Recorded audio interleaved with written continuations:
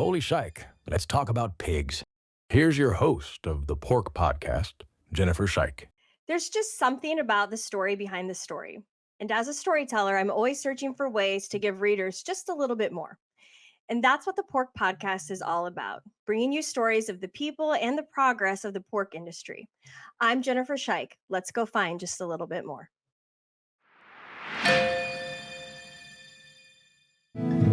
At United Animal Health, we all share a love for animals. We have devoted our lives to agriculture and to the well-being and productivity of animals. With our guiding principle to always have the best answer, we listen to the animal and let the animal tell us what works and what doesn't. We know that if the animal is healthy and productive, so is the producer, the consumer, and our communities. Learn more at unitedanh.com.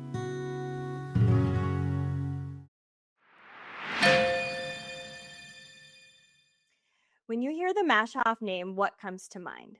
For me, it's family farmers, generous, cutting edge, visionary, and innovative. The Maschhoffs were the first commercial hog farmers to step in and help me out when I was trying to put together a leadership and scholarship program for youth in the swine industry. To say today's guest is a product of a great upbringing is an understatement. But before I introduce you to him, I want to say a big thanks to AP for sponsoring this episode.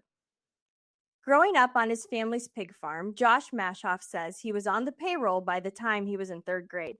It wasn't until he was away at college that he came to some important realizations about his future in the business. In short, he wanted in. Though he had every intention of becoming an engineer with his degree from the University of Illinois, he made a pivotal decision to go back to the family operation. It's my honor to welcome Josh to the Pork Podcast today. Thank you, Jennifer, for that introduction. It's very humbling to hear those words read about yourself. Well, I can't wait to share some more words about you as we go on today, because I had a lot of fun preparing for this episode in particular. Because your story really fascinates me, because like many young people, you thought you had your path lined out.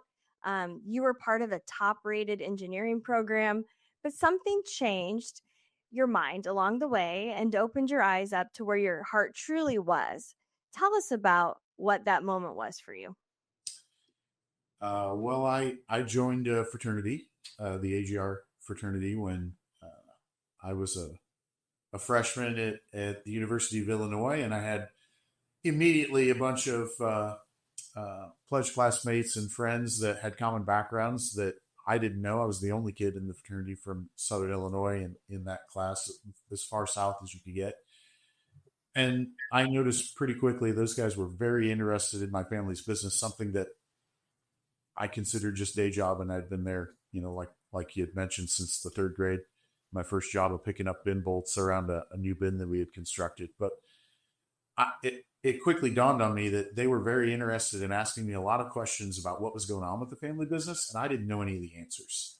And that toggled the desire inside, to fulfill those questions. I had been running away a little bit with the intent of trying to forge my own path. And I'm not saying I'm not forging my own path now, but my path looks a little different than what I had thought it was going to be when I came through high school and college. I actually had a professor at the time who was my advisor. This is about the end of freshman year, and he's now since passed. But one of the questions he asked me was, do you want to be the individual that sits behind the desk, or do you want to be the individual that's managing the people that sit behind the desks? And I don't, I'm sitting behind one today for you, but I don't find myself super comfortable in this spot. I like to be out in the field. I like to do things. I like to be engaging with people. And, that question triggered a change in my mind that caused me to look at changing my major. And I moved to more of an applied engineering, got a little more rounded background, and thought about how can I bring something back to my family's farm that would provide value. Obviously, this is not a place where anybody just gets to step in. You have to earn your position here. And that's very true, because I actually interviewed for a role with my family's company and was not the candidate selected. So I was actually turned down. for the first position that I interviewed for here inside my family. I also interviewed for about 45 other different places at the same time. So, it was just happenstance that 9 months after that, there was a need that was opened up, and a spot where I had a skill set that I could fulfill. And neither the hiring manager nor myself were extremely confident that I was going to be the absolute right person for the job, but we were both confident that I was going to give it 150%. So I appreciate that individual for taking the chance on me at that time and allowing me to, show him where my passion can take me. Well, that's fascinating. I didn't know that part of your story, and I think it speaks highly of your family to be able to kind of, I think putting you through a process like that makes the importance of what you're doing even more forefront of your mind. I mean, you already knew that, but I think, I've heard other stories. One of my former podcast guests had a similar story with his parents, and I just think, wow, like look where you guys are at now, and look at the tough parents that had tough love and just made sure like this is what's best for the company. This is what's best for my kid. So let's back up and give us a little bit of background on your family's farming operation. Kind of where did it start to where it is today? Yeah, so my great great grandparents would have immigrated to this country in the 1851. There's a little bit of question around that. Nobody has exact immigration documents, but we've got some lineage back there. But settled in this area after they were in pursuit of the gold rush. My great grandparents bought an orchard here south of Carlisle, and they tore down a number of the fruit trees and began raising a diversified livestock farm, as well as grain. And my grandfather came back in the 50s after exiting the Air Force and took over the farm. And my great grandparents at that time said, "Hey, we make the most margin on hogs. You guys can do what you want." So my grandparents expanded the herd at that time. I think they bought 9 gilts from my great grandparents, and that's really kind of the start. So my grandfather and my grandmother really started the farm. They had an outside lot, and then in '61 they built the first structured barn on the property and began raising finishing hogs in that barn. And we actually just took that barn recently out of production, just because it's solid floor. It's not the right area we want to be raising sows and bred gilts in. So, from there, my uncle and my father went to college in the '70s, and before they had even graduated, they had become 49% owners in the company, and it really started expansion. And so by the time I came along, all I can kind of remember is going to the farm every day after school, being around my father. I remember riding in, combine cab and tractor cabs when I was 1-2 years old. Dad brings up the first song I had memorized was Randy Travis's "Digging Up Bones," and he said you would sing that thing until you fell asleep at about 10:30, sitting on the toolbox in the tractor cab. So I remember going through grade school, and the company was really, really expanding at that time. We had actually taken on some of our first production partners. My mom was handling a lot of the bookwork for those, and so that's where I learned some of my first computer skills from. I was handling some of that paperwork with her on closeout information and mortality information and feed information. So that's really what I remember, and we really expanded across the state of Illinois at that time with a number of family farms that were pretty tight knit, close to us as production partners. And then when I went off to college, that expansion continued exponentially, and that's the point that triggered me, where the rumors or the news, the hype, if you will, that was spinning around was coming back to some of my pledge classmates and brothers in the fraternity before I was in the know, and that's what kind of caused me to say, "Hey, I really want to know about this, but I've kind of disconnected myself." So it was really about trying to make a statement that I wanted to be included, and really wanted to know if there was a spot that I could help out, whatever that spot was. I would put myself in that position. Mm-hmm.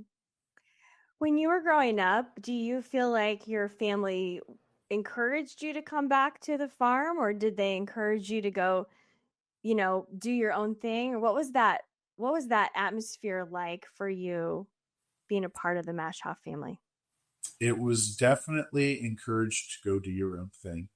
Mm-hmm. Um, we worked hard, but I mean, I remember my father coming home a lot of times at 10 o'clock. So we were in bed or we didn't know. I tell people today, we didn't really have sit down family dinners, mostly because none of us were there at the same time. So, it's kind of a little bit difficult. Plus, I have two siblings, a brother and a sister, and we were active in sports, and we went to a parochial school here about 5 miles away without bus transport. So, mom spent a lot of time driving us to all of those events and to school every morning and back. In fact, I rode with my first grade teacher for about 4 years of school until my brother came along.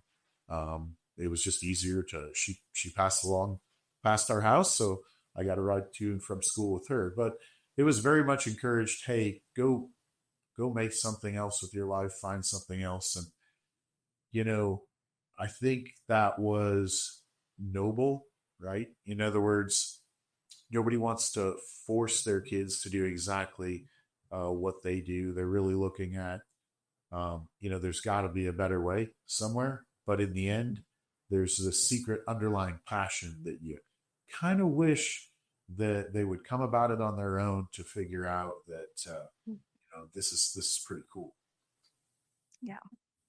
Well, I think about that a lot. I remember when I was first working for the National Swine Registry and working with young kids, I'm like, man, if you have the opportunity to go back to a family operation, don't discount that, because that's a pretty big blessing that not everybody gets to have. And I've been thinking about that a lot lately, as we all realize that there's going to be a huge flux of kind of the generation, your parents' generation, but be a little bit ahead of them too. They're getting ready to leave and retire, and there's a lot of new people coming in. A need for kind of this new agricultural leadership transfer. And so some recent research that Farm Journal has done says, contrary to industry expectations, these young farmers who will be taking over family operations or farming operations are no more inclined or prepared to adopt cutting edge farming practices than their predecessors. And so I guess I found that to be interesting, because I think everybody thinks, there's going to be this kind of sustainability and technology change as some of this leadership changes hands. So I'm curious, from your perspective, do you think this data surprises you? How do you think this fits in for pig farming? Because this data is probably it's more of an overview of all of agriculture. Where does pig farming fit into that? And just kind of share some of your thoughts on that. Well, I think, as farmers and pig farmers specifically too, but really farmers in general, we're very much traditional in nature. Traditional doesn't necessarily lend itself to being on the cutting edge all of the time. Young farmers, and as an example in my own case, might feel the burden or the pressure to get it right. And that doesn't necessarily mean test the waters every single spot you can find. It's a statistical fact that only about 13% of family businesses make it through the third generation. We know that, the suicide rate in agriculture is high. I think all of these things, Jennifer, probably tie together. That pressure of feeling this obligated responsibility to carry on your family's tradition, carry on that obligated, passion for whether it's animals or whether it's for being a good steward of the land doesn't necessarily lend itself to always finding the nicest, newest, brightest, shiny toy and trying to figure out how to incorporate it in your farm. So I think there's a lot of calculated risk taking. What do we need to do to plan out how to think about our farm operationally Those are definitely pieces that are in there. I could tell you that, 40 years ago, I don't think that, um, everybody would have thought about open pen gestation as the direction to go to um, in pork farming because of the activist pressure that would ensue, 10, 15 years later. Um, but they do think about how can we ensure that the sows are performing well, that we're providing them with the best individual care, that we're thinking about size of farms and how they become the most efficient. What can we feed these animals? How can we make sure that they have the greatest potential biological success? Because we know that pigs are a very unique organism that honestly we've not even tested the limits yet of biology that God's created for that pig. Um, in terms of its efficiency and the resiliency of it. So we're constantly looking at how can we improve that performance and continue to select for better genetics. But I think it just comes down to taking a calculated risk because of the pressures that are out there. The margins of the pork industry. The pork industry is, I would call it mature. I think that's kind of a buzzword that's flying around a lot now. I don't know that you'll see a ton of growth in the pork industry, and like it did in the 90s and the early 2000s. I think you'll see it be calculated and be a little more reserved. But I think that's because of the margin that's there. It's a little bit tight. It doesn't necessarily put those producers in a position to go super expand their businesses. Mm-hmm. Yeah, I mean it's a lot of stuff. I think you bring up a ton of important points there about some of the pressures that your generation, faces in that process of accepting more and more responsibility and looking towards what the future looks like. Another piece of data from Farm Journal showed that 58% of younger farmers do not have a formal succession plan, even though they're maybe heavily involved in operational decisions for the farm. So has your family started a succession planning process? And just generally speaking, what does that look like for you guys to think about? Yeah, thanks for that question. We have started a succession planning process. We've actually gotten in the past 3 or 4 years here to formalizing a little bit of that. Prior to that, it was just kind of informal, a little bit of expectations Mm-hmm. that were just verbally spoken. But we've created a family advisory council. It's made up of 4 members of my generation: myself, my sister-in-law, my cousin, and his brother-in-law. They're elected roles from our family assembly, which is made up of everybody that's a bloodline descendant, and spouses. They have to be spouses. That was one of the key governance pieces. But formalize some governance around how we want to steer our thoughts and ideas inside of the family to help inform the family business. I think it's really important that governance for other farms, other family businesses be formalized in some way, because it takes out the gray. And I think having input from multiple generations into that is important as well. One of the biggest things that has really helped us springboard here in the past few years has been to consult with a third party. We're actually working with a group out of St. Louis called St. Louis Trust that specializes in helping family businesses work through generational transitioning, as well as just formalizing some of that governance. If there was one thing that I could recommend to your listeners or other generational farmers that might be in this position without formal governance, it's that sometimes those topics can be a little bit awkward to talk about. And that's because we're very passionate about what we do, right? And if questions are raised from one generation to the next, you kind of want to remove that emotional stigma. Having a third party in there that can just look at the question objectively can help you understand the underlying intent of those questions.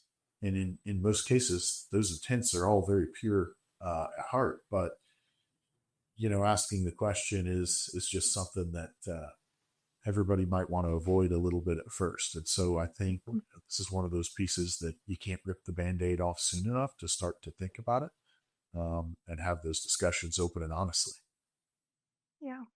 No, I think that's a great point. And I've been thinking about that too, just in talking to some other producers about how they went through the process. It is an emotional process. It's hard not to be. It would not be right if it wasn't, right? And so having that third party, I think, is extremely valuable. And it seems like it's kind of the ticket for helping that successful transition take place. And so great advice. Let's think about your next generation. I know that you have a pretty interesting crew that you are hoping, maybe someday have a bit of passion for what you do, but also, just talk to us a little about what you guys do for fun as a family. Introduce your family to our audience. Well, my wife, Angela, and I have 4 boys. Tyler, Grayson, Xander, and Huxton. We just celebrated Xander's 4th birthday, so we've got ages of 10, 7, 4, and 2. So they keep us on our toes quite a bit. We're running around. When you ask what do we do for fun, it's a range of things. It's outside a lot. In the days that are rainy or weather doesn't permit, it gets a little bit tense in the house. Yesterday we spent a few hours in the afternoon fishing. And I didn't take my blood pressure afterwards, but I'm sure it was high because about every 3 seconds I could hear somebody yelling, "Dad, I did this. Dad, I need help with this." But it's exciting. We spend a lot of time. Right now we've got baseball. We're through basketball, but there's some summer camps coming up here. We've got track going on. We've got swimming that's just going to start up in the next 2 weeks. So those are just the sports things. But outside of that, every time I get home, it's a request. "Hey, Dad, can we go outside and shoot my bow? Or can we go fishing? Or can we go on the side-by-side? Or we spent some time at Grant's farm here this weekend. Yeah, they've got a pig there too. So I had to think about biosecurity a little bit. But, it's just really being around and being outside and being active. There's definitely important to get some chill time in there, but a lot of time that chill time for our family is finding activities that allow us to relax. And we'll spend this Memorial Day weekend's coming up here. We'll spend a few days at the lake with my parents and my siblings and their kids. That's a lot of what our summers look like. Mm-hmm. Well, you guys are in a fun time. I reached out to your wife to prepare for today because I thought, well, there's nobody who knows you better. And so I'm always trying to find out a little bit more about our guests. And she didn't give me a lot of dirt on you, but I did get some dirt from your Illinois Pork Producers Association's executive director, but I'll get to that later. But I wanted to start off by sharing one of the things that Angela had to say. She said, "Josh respects what the generations before him have accomplished and strives every day to work hard to continue building on what they started. He is not a very emotional person, but one thing he does get emotional about is his family business. He feels a responsibility to continue the family legacy. He cares not only about his family farm, but also the success of the pork industry in the state of Illinois and across the country." So, just reading that gets to me because I feel that passion that you have there, and that shared support that she sees. For her ability to see that in you and word it like that is really quite eloquent. So hats off to her. But talk to me a little bit about how you believe that passion that you have today was transferred from generation to generation, because it's obviously something I think that you kind of learn as you go. You learn it, I think, through watching behaviors, right? I watched, I watched my father before me. I watched my uncle, my mom, and my aunt as well. They all had a part in it.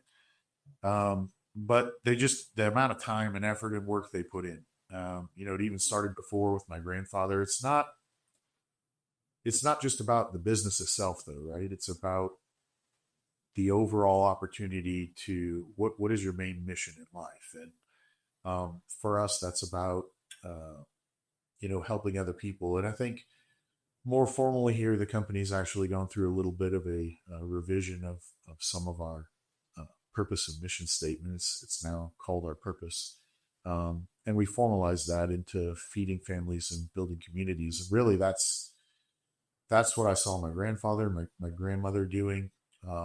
That's what I've seen my parents' generation doing. And, whether it's being involved in the school board, in the high school board, on the fire board, in the Illinois Farm Bureau, those are things that my grandfather, my parents, my uncle were all involved in. Extracurricular things outside in the community that you could connect your core customers, people that ate pork, to share what was going on your farm, to obviously put the reputation of your farm in a positive light, but also to connect those individuals with where their food came from and why it was important for us to be ingrained or engaged in the community. And so, that's what's caused me to be in the things that I am right now. I think you had a couple questions on the foreshadowing about prioritization, and I struggle a little bit with that, but it's about trying to make sure that I can balance between what's going on in the family business, what my day-to-day responsibilities are for not just my family, but my employees, the people I work with, my peers every day. There's about 100 people that work on my team directly that I look at, that rely on me. But then at the family business level, we have about 650 production partners that rely on us every day too, as well as the employees that come to work across various states. So that passion comes through trying to make sure that you see it. You see the main underlying goal of caring for those people, right? Helping those people out in any way that you can. One of the things that made me feel really good when I was growing up here inside of this company was that every one of our employees, treated me like as if I was part of their family, and it was like they were part of ours. They're still 34-year employees to this day, if you still work for us, but even outside of that, there's employees that worked for us 20 years ago that I might see passing by once a year or something like that. And the first thing they'll do is come up and say hi. They'll ask me about my family. They obviously ask about my parents and had previously always asked about my grandparents, but now it's about my kids. They want to know what's going on. They feel like they're a portion of the family that is maybe just not seeing us for a little while. So it's those things that make you continue to be passionate about what you do. Pigs are easy, people are difficult, but they're also one of the pieces that's the most rewarding about coming to work every day. Yeah. Well, I can tell that you invest a lot in people because, as Angela said, you have a lot of talents beyond just what you do in your career. She did note you can fix anything around the house. So that's a really great attribute for sure. She mentions what a great dad and teacher you are to your children. And what you do as a volunteer firefighter and as an elder at your church. And so it's neat to hear how you prioritize and do your best to that. But one of the things I think I admire most about you is that you make people instantly feel comfortable around you. And it's not because of how perfect you are and how well you do everything. You have told me many times already, and we haven't had that many conversations, so I know this is important to you. You say, I'm not without faults. Why do you prioritize telling people that? It's something I can tell is really important to you inside. So share a little bit about why you are open about the faults that you have and how that connects you with people better. Yeah, thanks. My biggest thing is, I want to be able to undersell and over deliver to any of those people that I'm helping, right? And I think the first thing that I need to be able to show them is that I'm human. I'm not impervious to faults. I'm a sinner just like anybody else. I joke about this a little bit. If you get to know me a little more, and those that listen to your podcast that do know me will agree, I can't help but be the person that walks in a room, steps in the only pile of manure in it, and then proceeds to track it around the entire room without knowing. And so a little bit of me is going, okay, I need to get this disclaimer out first, because I'd like to be judged by my merits and not by the perception all of the time. I've worked really hard to make sure that I'm a little bit ahead of the perception that others might have for me. Growing up in a family business with the number of employees that you do, you know, people always look at you as, well, you have the Maschhoff last name, right? You need to hold yourself to a higher regard. I've made a number of mistakes on my journey in this company to the different roles that I've had and the different relationships that I've had with people. And each of those mistakes is a learning opportunity. I once had a manager that explained it to me like this. It's kind of like tuition. You sure hope that you don't have to pay it twice. So you pay it one time, you learn from it, you try to make sure not to make the mistake the second time. So for me, it's a little bit of trying to make sure that I can get that out there. I'm not perfect. I need to make sure that everybody sees me as the imperfect person that I am, so that, if there is something that I do that helps them, what they can do is they can remember how I made them feel, and not exactly the words that I said. Well, I think that's so important too in a culture in a barn setting, because one of the things I've heard people talk about a lot is you need to create an environment where people feel like it's okay to share, like, hey, I made a mistake. And sometimes I think when you do that, I mean, obviously that changes what you know is going on in the barn to a different level, right? Because you have that authenticity and vulnerability in your team. And I think that's something that would do everybody's business better to have a little bit more of that. But it starts at the top. It starts with a leader who's willing to be honest and open about, like, hey, I'm not perfect and I screw up. And here's how it helps me be better at what I do. So I definitely applaud you in that. It's something that I hope as a parent that I model that to my kids. I hope that I'm doing that in my workplace. In my groups at church, wherever I'm at, I want people to know, like, hey, I'm not perfect either. And so it means a lot to me to hear you say that, because I think it's so important. I love one of the things that Jennifer Tyree says about you. She's your executive director at Illinois Pork Producers Association. And so, she gets to work with you now even closer as president, as you lead as president of the organization. But she says whether Josh is leading as president or in his role as director of production and flow for the Maschhoffs, he has this ability to level set with his team members. He listens to a lot of podcasts and audible books on team building and works very hard at professional development and relationship building with his team. And she says before she got to know you, she had no idea how much work that you put into just really being a good listener and a good problem solver. And I will admit that I picked up on this right away during our visit as well in February when you took over as president. Connecting with people in a meaningful way is important to you, and it starts with listening. So talk to me a little bit about why is listening so key in your role as a leader at the Maschhoffs? Well, there's wow, that's a lot. It's probably one of the things that I struggle with the most. I say this about one of my sons too, that they hear things, but they don't really listen to them. So it's one of the things that I've been practicing on the most, because I tend to respond, I react, I'm pretty quick paced. It's part of me being a problem solver. It's one of the reasons I like being on the fire department. It's a little bit of that, high intensity adrenaline seeking. But I need to make sure that I'm investing in myself and strategies and trying to, I don't want to say remove that, but neutralize it a little bit to make sure that I can practice being a good listener. Listening is important because you can learn a lot more than, I think one person told it to me once, that you're never going to hear something that you've already learned. You know what I'm saying? If you're listening to it, it's not going to come out of your own mouth. And you're not going to learn anything new if you're the one talking about it. Is kind of the way that I would summarize it. So you'll probably have to dress that one up a bit, but that's caused me to think about a lot of things. You mentioned, employees in the farm and the ability and the opportunity to make mistakes. One of the things that I've had to learn a lot the hard way is that there is more than one way to get the job done. And I've got some quotes written up on my blackboard here behind me that try to keep me grounded in that every day.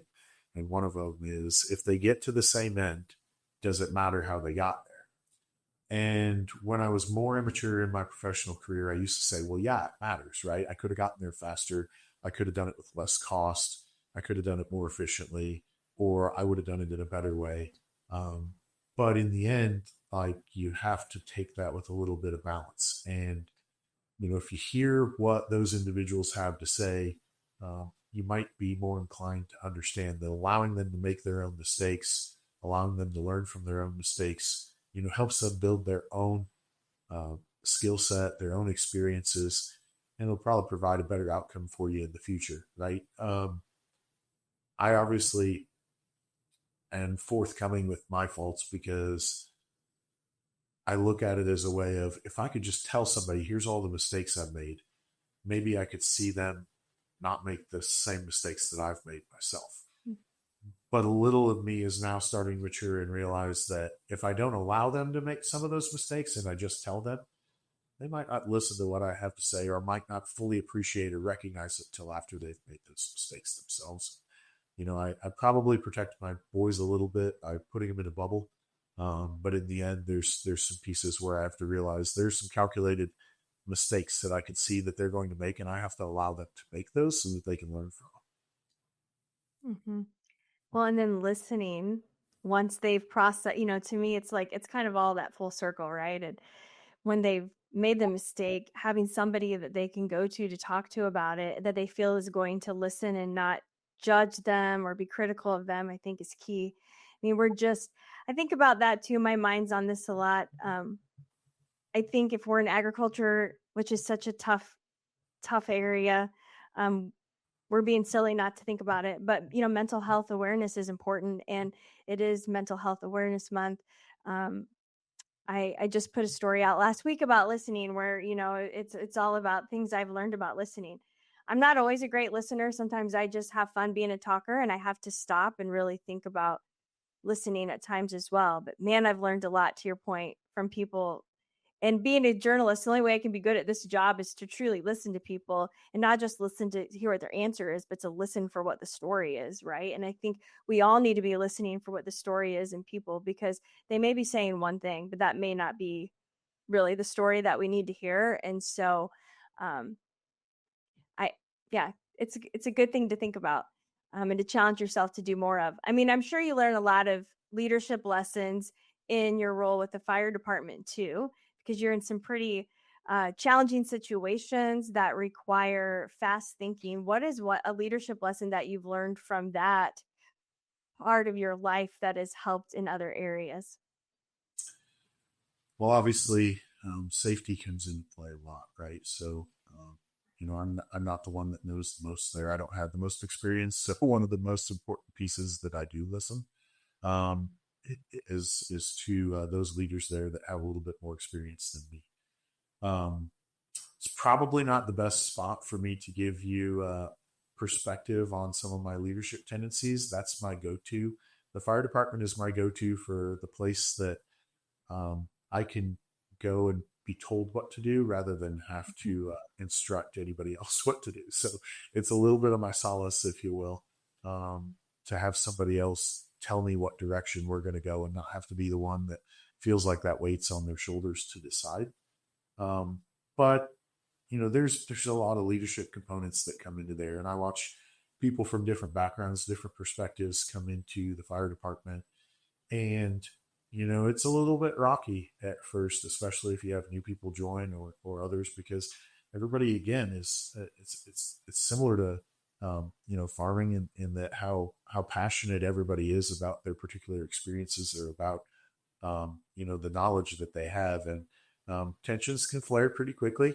But everybody kind of lets them roll off their shoulders and understands there's a hierarchy, there's a chain of command we need to follow.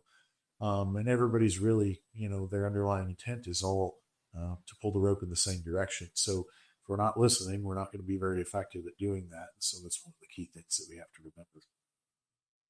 Well, I think you just made a really good point by saying we all need a place where we're being the listener or the learner too. If the only thing we're doing is leading people, then I think we're maybe not balanced like we should be. I think there's value of having to be in a situation where we're taking the orders, where we're listening, where we're doing what a leader is telling us to do, because I think that makes you a better leader, because we learn so much by how other people lead. So there's a lot of wisdom there. Listen with the intent to learn rather than listening to respond. I think that's Mm-hmm. Yeah, for sure. Well, I do want to turn this to something just a little less serious, because I'd like to talk barn cats with you. I've heard that barn cats are important to your family. I'm curious if you've got any barn cat stories. I'll tell you one of mine if you tell me one of yours. I don't I don't know how to respond to that. I don't have any barn cat stories, but we did get a cat over Christmas from Santa Claus. So I don't know if any of your listeners still believe in Santa Claus, but Santa delivered a cat to my 7-year-old son for Christmas, because he asked Santa for a cat, and Santa asked Mom if it was okay, and she said, "I think Grandma has enough cats. We can just use one of those." And so Santa said, "Well, do you have a second choice?" And he said, "Oh, how about a dog?" And so Santa ended up bringing a cat, but that's what we got. Okay, that's hilarious, because a similar story happened in our family, where my son he started off and said, "Can I have a barn cat?" And we were like, I don't know if we want to go into the cat thing. So then he was like, "Well, if I can't have a cat, could I have a dog?" And I was like, we're gone so much traveling, I don't know if a dog would be very good. And then he's like, "Well, if I can't have a cat or a dog, could I have a baby brother?" And we were like, "Okay, all right, let's get this cat." So that's how we ventured into the barn cat life as well. One of my favorite stories was the day that my husband basically tore our barn apart, because the new little barn kittens had scampered up and kind of fallen in between the barn, the siding, and the framework of the barn. And so we had little kittens stuck inside of the barn, and he had to tear it apart. And that was kind of how we got our barn cat story started around here. So they're full of adventures and great learning opportunities as well. Yeah. Um, so I guess to close up as we get ready to finish up here, if you could share one message with other pork producers right now, what would it be and why? Ooh, that's a tough one. I don't know how to summarize it all in one, but I tried to do my best job with this. So I would just say, as farmers, we know we're resourceful. Um, we're tenacious. We don't give up very easily. And that can potentially at times cause us to have a blind spot.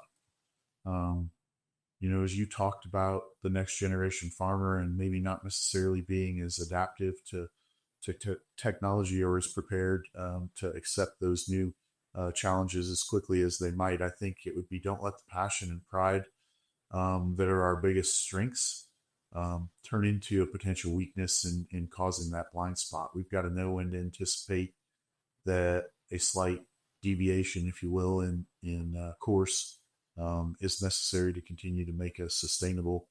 Um, and fighting that course correction could be somebody's downfall, or could be taking you in a path that you weren't expecting or intending. Excellent advice. And I just want to say thank you so much for joining us today. It's really fun to get to know the people of our industry better. There are so many amazing, incredible stories out there. And I just really appreciate you being willing to share yours. And again, we appreciate the support of this episode's sponsor, AP. You can dive into more of the Pork Podcast on Farm Journal's YouTube channel and listen to it anywhere that podcasts are found. I'm Jennifer Scheich, finding the story behind the story.